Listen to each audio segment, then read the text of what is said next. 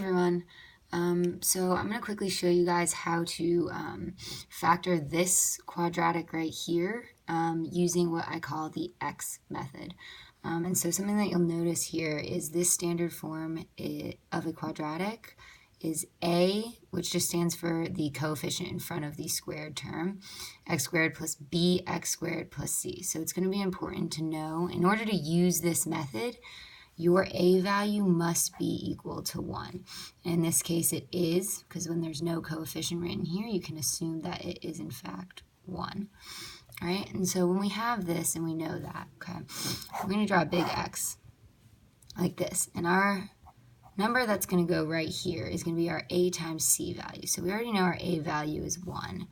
And so we know here, by looking at this, our c value is going to be 6. And just so for the ease of this, our b value here is going to be 5, positive 5 here.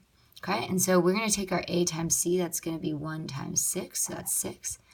And then we're going to put our b value right here, and so our b value here is 5. And so the question I need to ask myself is, what are two numbers, and I want to put these two numbers here and here, what are two numbers that multiply to give me 6 and add to give me 5, this number here, okay? And so when you look at this, you can think about a lot of different factors here of 6, but we'll come up with 2 and 3, right? 2 times 3 gives us 6, 2 plus 3 also gives us 5. So our two factors are 2 and 3. And so all we really need to do here to actually factor this is just write out a set of parentheses like so.